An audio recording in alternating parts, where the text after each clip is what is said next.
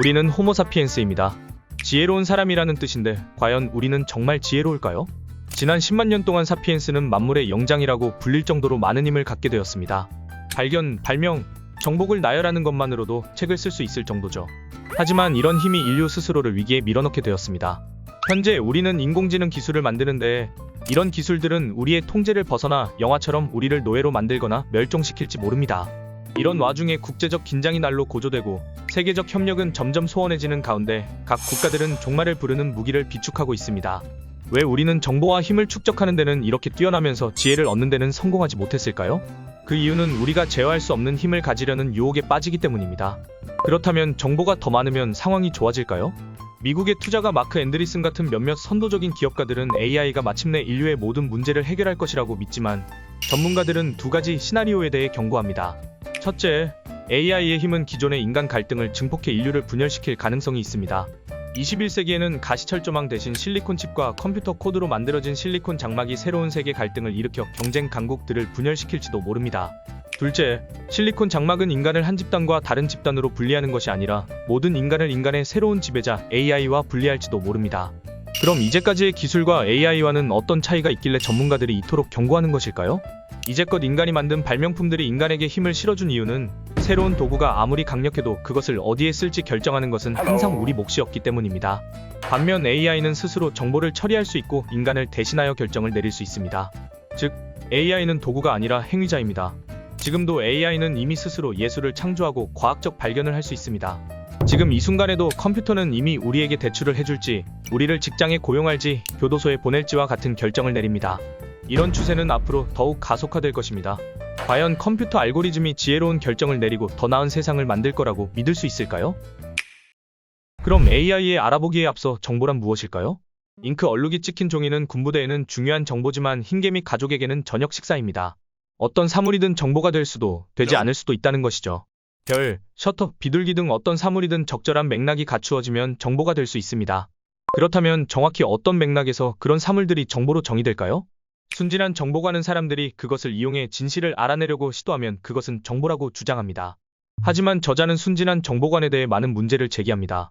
예를 들어 1만 명의 병사가 있다고만 말했다면 숙련된 베테랑이 몇 명이고 신병은 몇 명인지는 무시한 것이기 때문입니다.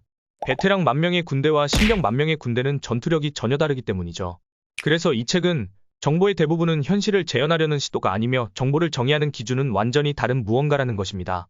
핵심은 정보는 현실을 최대한 사실 그대로 기술해도 현실을 온전히 담아낼 수 없다는 것입니다. 모든 재현에는 무시되거나 왜곡되는 측면이 있기 때문에 진실은 현실을 1:1 비율로 재현하는 것이 아닙니다. 오히려 진실은 현실의 특정 측면을 알리고 다른 측면은 어쩔 수 없이 무시하는 것입니다. 정보는 진실과 딱히 관련이 없으며 정보가 역사에서 하는 역할은 실존하는 현실을 그대로 재현하는 것이 아니라 별개의 것들을 하나로 묶어서 새로운 현실을 만들어내는 것입니다. 정보의 특징은 재현이 아니라 연결이며 따라서 정보란 서로 다른 지점들을 네트워크로 연결하는 무언가라고 말합니다. 정보가 꼭 어떤 것들에 대해 무언가를 알릴 필요는 없습니다. 오히려 정보는 서로 다른 것들을 무언가로 묶는 역할을 합니다. 대표적인 예로 음악은 무언가를 재현하지 않지만 많은 수의 사람들을 연결하고 그들의 감정과 움직임을 동기화하는 놀라운 일을 해냅니다. 이 책에서 말하는 핵심은 정보는 정의하기 어렵지만 정보는 항상 연결하는 특징을 지니고 있으며 새로운 네트워크를 만들어낸다는 것입니다. 우리 사피엔스가 세상을 지배하는 건 우리가 지혜로워서가 아닌 대규모로 유연하게 협력할 수 있는 유일한 동물이기 때문입니다. 사회생활을 하는 침팬지나 몇몇 곤충들도 대규모로 협력한다고요? 맞습니다. 하지만 다른 그 어떤 동물도 제국, 종교, 무역망을 만들지는 못했습니다. 사피엔스만 그것이 가능한 이유는 훨씬 더 유연하게 그리고 더 큰 규모로 협력할 수 있었기 때문입니다. 근데 사피엔스만이 이렇게 대규모 협력이 가능했던 이유는 무엇이었을까요? 바로 이야기라는 연결 네트워크가 생겨났기 때문입니다. 종교나 부족 신앙처럼 모르는 사람끼리도 같은 이야기를 믿는다면 협력이 가능했고 또 이야기를 전파하여 더더욱 큰 대규모 협력을 이뤄낼 수 있었습니다. 특히 종교는 수백만 명으로 이루어진 상상의 가족을 만들어냈습니다. 또한 법이나 국가나 기업, 화폐는 수많은 사람들의 마음을 연결하는 곳에 존재했습니다. 사람들이 상호주관적인 현실에 대해 주고받는 정보는 정보 교환 전부터 존재하던 무언가를 나타내는 게 아니라 정보를 교환할 때 상호주관적 현실이 생깁니다. 예를 들면 누군가는 네스호 괴물에 대해 믿고 또 어떤 사람들은 헛소리라고 말하죠. 실제로 네스호 괴물이 있는지 과학적 방법을 동원해 조사했지만 결론은 네스호 괴물은 존재하지 않았습니다. 이것은 객관적 현실입니다. 하지만 국가는 상호주관적인 현실입니다. 국가란 실제로 형상을 갖춘 무언가는 아니지만 우리가 서로 그 존재를 인식하고 믿을 때 생겨나기 때문입니다. 그래서 법이나 신, 화폐와 같은 상호주관적 현실은 특정 정보 네트워크 안에서는 엄청나게 강력한 힘을 발휘하지만 네트워크 밖에서는 전혀 의미가 없습니다. 어떤 억만장자가 엄청난 돈과 함께 무인도에 혼자 남겨졌다고 생각해보세요. 네트워크 안에서는 돈만 주면 먹고 자고 하고 싶은 건 다 할 수 있지만 네트워크와 단절되는 즉시 돈은 그저 종이에 불과합니다. 이렇듯 이야기는 허구적 관계를 형성하고 상호주관적 현실을 창조하는 것을 통해 인간 네트워크를 구축했습니다. 하지만 정보가 많다고 해서 진실이나 질서가 보장되는 것은 아니었습니다. 정보를 사용하여 진실을 발견하는 동시에 질서를 유지하는 것은 쉬운 일이 아니기 때문입니다. 예를 들어 종교는 항상 허구적 이야기가 아니라 객관적이고 영원한 진리라고 주장합니다. 이 경우 진실을 추구하면 사회 질서가 흔들리게 될 수도 있습니다. 따라서 많은 사회가 구성원들에게 그들이 속한 사회의 본질을 모르도록 요구합니다. 인간 정보 네트워크의 역사는 승리의 진군이라기보다는 진실과 질서 사이에서 균형을 맞추는 아슬아슬한 줄타기였습니다. 단순히 정보 기술의 속도와 효율을 높인다고 해서 더 나은 세상이 되는 것은 아닙니다. 오히려 진실과 질서 사이의 균형을 맞추는 일이 더 시급해질 뿐이라고 저자는 말합니다. 이 교훈은 인류가 두 번째 위대한 정보 기술인 문서를 생각해냈을 때 다시 얻게 됩니다. 이야기, 꿈, 종교가 대규모 협력을 이끌어낼 수 있지만 이것만으로는 국가나 군대를 만들 수는 없었습니다. 이런 대규모 조직을 관리하고 거기에 필요한 세금을 걷기 위해서는 엄청난 양의 정보를 수집하고 저장하고 처리해야 하기 때문이죠. 민족 신화는 세금을 정당화하지만 기록은 이야기를 학교나 병원처럼 구체적인 것으로 바꿔줍니다. 기록의 가장 큰 문제점은 이야기보다 지루해서 이야기는 쉽게 기억해도 기록은 기억하기 어려워합니다. 그래서 복잡한 세금과 행정 시스템을 제대로 작동시키기 위한 기술인 문서가 필요합니다. 문서는 재산, 세금, 지불 내역을 관리하는 것을 쉽게 만들었고 이로써 행정 시스템, 왕국, 종교기관, 무역망을 만드는 것이 훨씬 쉬워졌습니다. 하지만 모든 새로운 정보기술에는 새로운 문제가 나타납니다. 사람들이 문서를 점점 많이 생산하게 되자 문서를 찾는 일이 만만치 않게 된 것입니다. 특히 왕이나 성직자, 상인처럼 기록 보관소에 수천 개의 문서를 보관해둔 사람에게 문서 찾기는 보통 문제가 아니었습니다. 그렇습니다. 바로 검색이라는 문제였습니다. 세금 신고서는 누군가가 그 선반에 가져다 놓아야 하고 그러기 위해서는 먼저 정보를 선반별로 분류하는 아이디어를 생각해내야 했으며 어떤 문서를 어느 선반에 둘지 결정해야 합니다. 그래서 기록 관리자는 문서의 새로운 질서를 고안해야 하죠. 이 질서를 관료제라고 부릅니다. 관료제는 책상에 의한 통치라는 뜻으로 세상을 서랍으로 나누고 어떤 문서가 어느 서랍에 들어가는지 파악함으로써 검색 문제를 해결하려고 했습니다. 하지만 관료제도 완벽하지 않았습니다. 관료들은 현실이 훨씬 더 복잡한데도 자신들이 만든 서랍에 집착하기 때문에 세상을 왜곡된 눈으로 보기 쉽습니다. 왜냐하면 현실을 서랍으로 나누는데 급급하기 때문에 자신들의 행동이 미칠 영향은 고려하지 못하고 좁은 목표를 추구하게 됩니다. 예를 들어 산업 생산량을 늘리는 업무를 담당하는 관료는 환경 문제는 자기 소관이 아니라는 이유로 무시할 가능성이 높습니다. 그러면 유독성 폐기물이 근처 강에 버려져 하류 지역이 오염되고 이는 인근 생태계에 영향을 주게 됩니다. 하지만 미래의 정보 네트워크, 특히 AI에 기반한 네트워크는 많은 면에서 이전 네트워크들과는 다릅니다. AI 시스템은 데이터를 찾고 처리하는 방법을 인간 관료들보다 잘 알고 이야기를 지어내는 능력도 점점 인간보다 나아지고 있습니다. 컴퓨터는 1940년대에 계산을 할 수 있는 기계로 탄생했지만 엄청난 속도로 발전했습니다. 그러면서 컴퓨터는 스스로 결정할 수 있고 새로운 아이디어를 생성할 수 있게 되었습니다. 결정을 내리고 새로운 아이디어를 생성할 수 있는 지능형 기계의 등장은 역사상 처음으로 힘이 인간에게서 다른 데로 이동하고 있음을 의미합니다. 총, 원자폭탄은 살상 행위에서 인간의 근육을 대체했지만 인간의 뇌를 대체할 수는 없었습니다. 하지만 컴퓨터는 다릅니다. 컴퓨터는 이미 인간의 통제와 이해를 벗어나 사회, 문화, 역사를 주도적으로 만들어갈 수 있는 능동적인 행위자가 되어가고 있죠. 가장 대표적으로 SNS를 통해 많은 나라에서 증오와 사회결속 약화를 유발하고 있습니다. 가장 악명 높은 사례 중 하나는 2016-17년 미얀마에서 페이스북 알고리즘이 반로힝야족 폭력을 부추겼던 일입니다. 로힝야족은 미얀마 서부의 라카인주에 거주하는 무슬림이었습니다. 1970년대부터 군부 정권과 불교도들에게 차별과 폭력을 당해왔으며 2010년대 초 민주화 과정에서 로힝야족은 상황이 개선될 것이라는 희망을 품었지만 페이스북으로 퍼진 가짜뉴스로 상황이 더 악화되어 종교 간 폭력과 반로힝야족 학살에 직면하고 맙니다. 페이스북은 2016년 미얀마에서 수백만 명이 사용하는 주요한 뉴스 출처이자 정치적 동원에 가장 중요하게 이용되는 플랫폼이었습니다.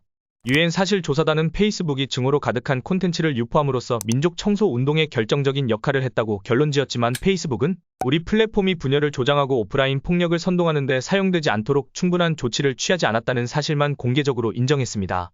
하지만 이는 페이스북 알고리즘이 저지른 문제적 행동을 모른 척하는 것이라고 저자는 말합니다. 여기서 우리는 SNS 알고리즘이 인쇄술이나 라디오 장치와는 근본적으로 다르다는 걸 알아야 합니다.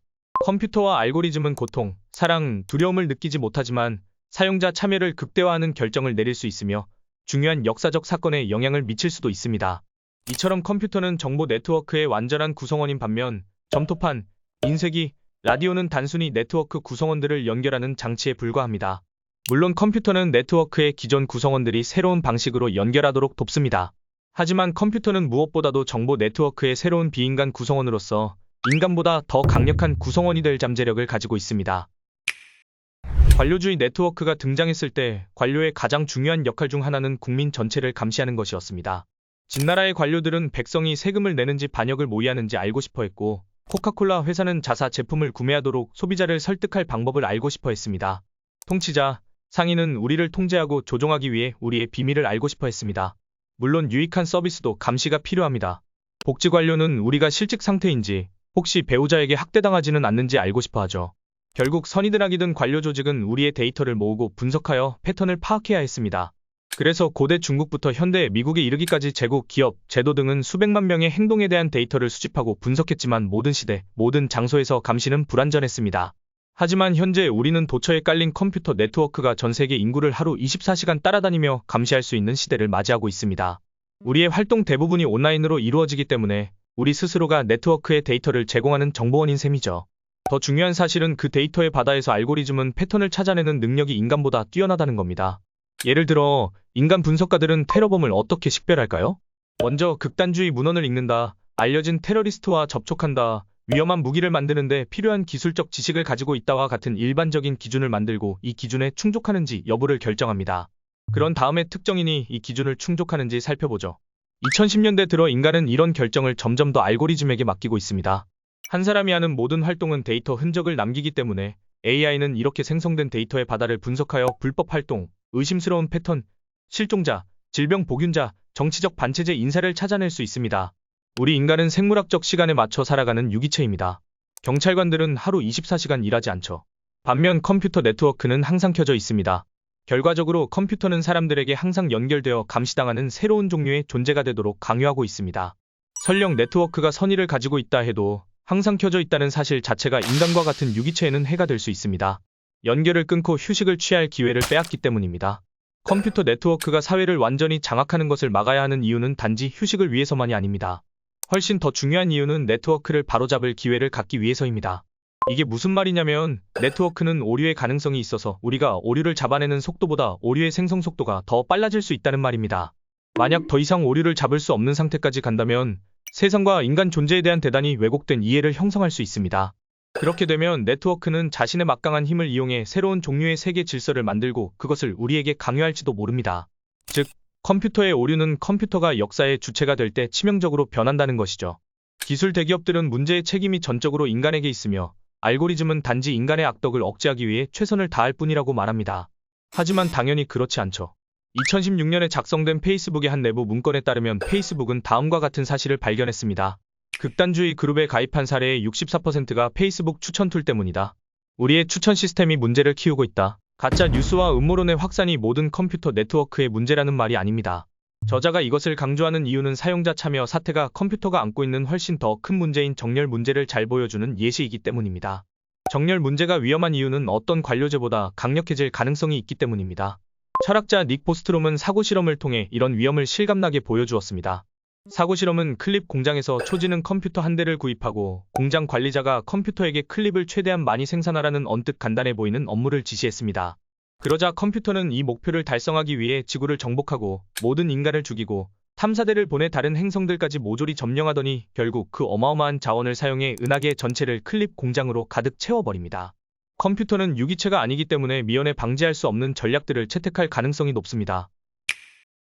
컴퓨터는 아직까지는 인간의 통제를 완전히 벗어나거나 인류 문명을 파괴할 만큼 강력하지 않습니다. 만약 인류가 단합한다면 AI를 통제하고 알고리즘의 오류를 찾아내 바로잡을 수 있는 제도를 만들 수도 있습니다. 새로운 컴퓨터 네트워크의 등장은 국제정치에 어떤 변화를 가져올까요? 국제정치는 컴퓨터로 인해 크게 두 가지 위협에 직면할 수 있습니다. 첫째, 컴퓨터는 정보와 권력을 중앙 허브에 모으는 것을 쉽게 만든다는 점에서 인류는 새로운 제국 시대에 접어들 수 있습니다. 소수의 국가가 전 세계를 훨씬 더 강력하게 지배할 수 있을지도 모릅니다. 둘째, 인류는 서로 경쟁하는 디지털 제국들 사이에 가로놓인 새로운 실리콘 장막을 따라 분열될 수 있습니다. 각 체제는 AI 정렬 문제, 독재자의 딜레마에 나름의 해답을 선택하면서 별개의 컴퓨터 네트워크를 만들지도 모릅니다. 그렇게 된다면 네트워크들 간의 상호작용은 훨씬 어려워질 것이고 서로 다른 네트워크에 속한 사람들 사이의 소통도 어려워질 테죠. 이를 막기 위해 AI에 대한 국제적 합의를 도출하고 유지해야 하는데 그러려면 국제 시스템이 작동하는 방식에 큰 변화가 필요합니다. 우리는 이미 핵무기나 생물학 무기 같은 위험한 기술을 규제한 경험이 있지만 AI 규제에는 이전과는 차원이 다른 신뢰와 자제력이 필요합니다. 왜냐하면 불법 해권자로보다 불법 AI 연구실을 숨기는 것이 더 쉬울 뿐더러 AI는 핵폭탄에 비해 민간용과 군용 양쪽으로 사용되는 경우가 훨씬 많기 때문입니다. 만약 어떤 국가가 자율 무기 시스템을 금지하는 협정에 서명했지만 민간용으로 위장할 가능성이 충분히 있습니다. 예를 들면 우편물을 배달하고 밭에 살충제를 뿌리는 용도로 개발된 드론을 약간만 변형하면 폭탄을 배달하고 사람들에게 독성 물질을 살포할 수도 있습니다. 역사의 중요한 교훈 중 하나는 우리가 자연스럽고 영원하다고 생각하는 많은 것들이 사실은 인간이 만들었으며 바뀔 수 있다는 것입니다. 우리는 선택을 잘해야 할 책임이 있고 이는 기술 탓이 아니라고 말하며 책은 마무리 지어집니다. 재밌게 보셨다면 구독과 좋아요 부탁드리며 책에 대해 더 자세한 내용을 알고 싶으신 분은 한번 읽어보시기를 추천드립니다.